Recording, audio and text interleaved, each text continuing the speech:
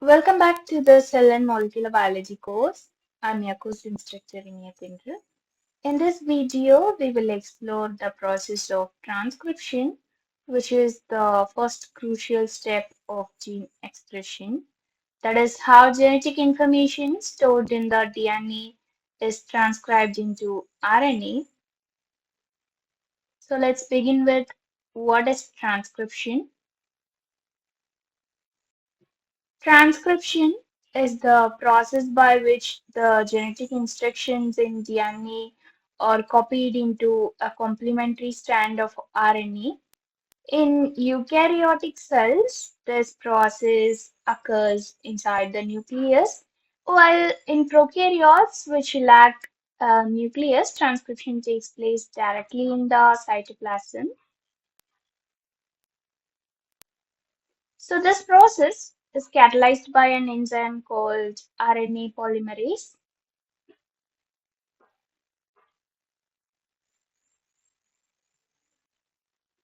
So why is transcription important? Transcription is essential for turning genes into functional products, and it produces messenger RNA, or you can call as mRNA, which carries the code to produce proteins. Proper regulation of transcription ensures that the right proteins are produced in the right time. So let's see the key enzyme, that is the RNA polymerase. The key enzyme responsible for transcription is RNA polymerase. It binds to specific sequences on DNA called the promoter sequences and synthesizes a new RNA strand by reading the DNA template in the 3' to 5' direction, but builds RNA in a 5' to 3' direction. So this is how an mRNA is formed from the DNA template.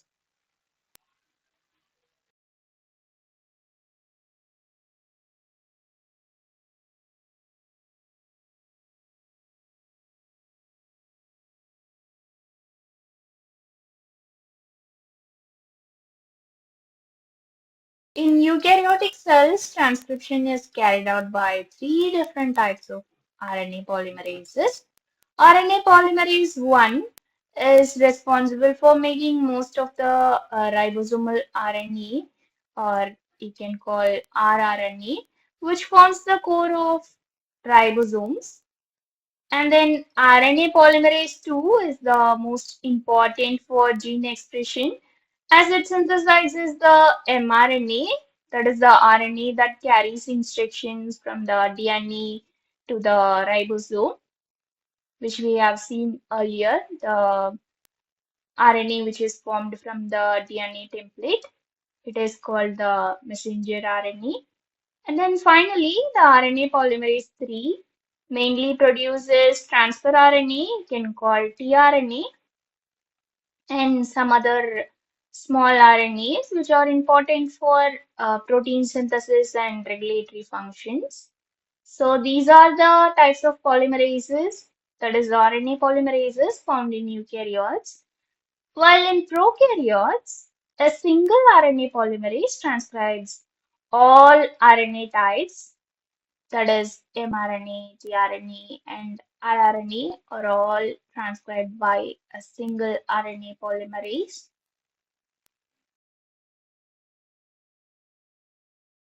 It is a single RNA polymerase enzyme, but it works with the help of different sigma factors to recognize the different promoters in the DNA.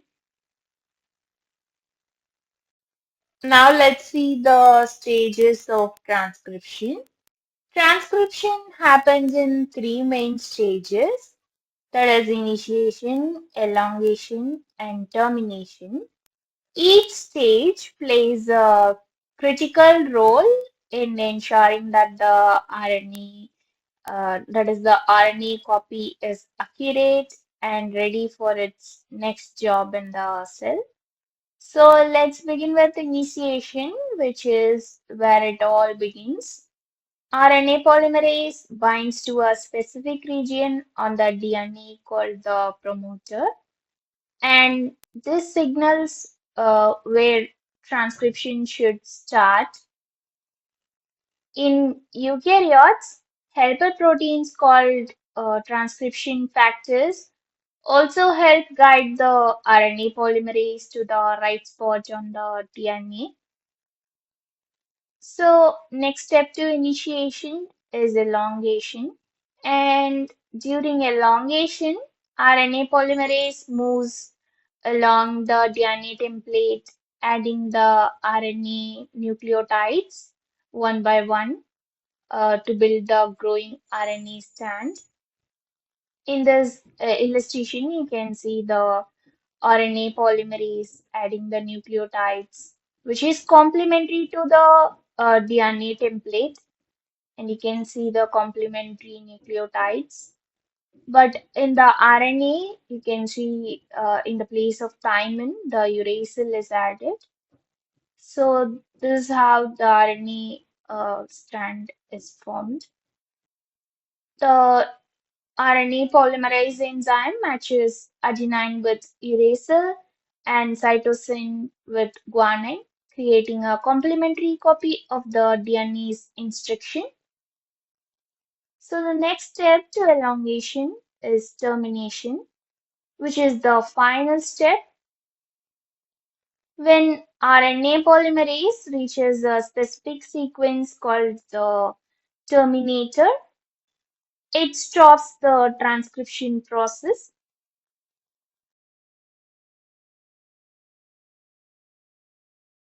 The RNA strand is released and the DNA rewinds back into its original double helix shape. And the RNA is now ready to be processed and used for protein synthesis.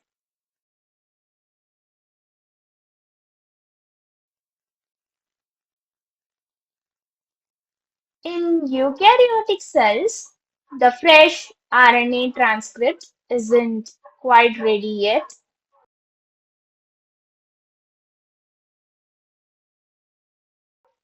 That is, it undergoes processing, which is a 5' cap is added, and then a poly A tail is attached at the 3' end, and introns, that is the non-coding sections, are removed through splicing. So these modifications protect the RNA and then prepare it for the export from the nucleus into the cytoplasm.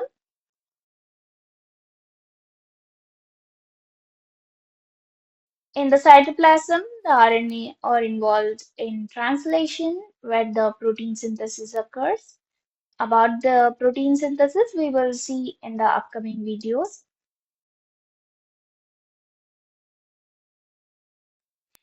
So this is how the post-transcriptional modification occurs in the eukaryotes.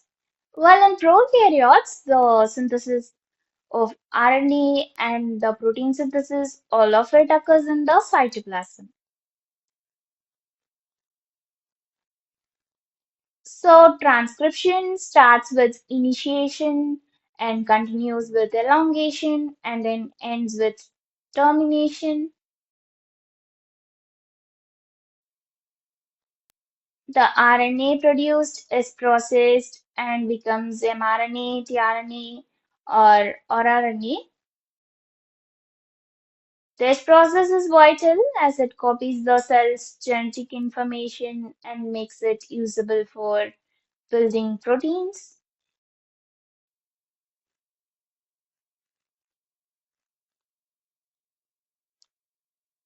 Finally, remember that transcription is the central part of the flow of genetic information from DNA to RNA and then to protein. It's the first step in the central dogma of molecular biology and is key to every living cell's function. So about the transcription we have seen in this video. In the upcoming video, we will see the next step, that is the translation from RNA to proteins. Thank you for watching. See you in the next video.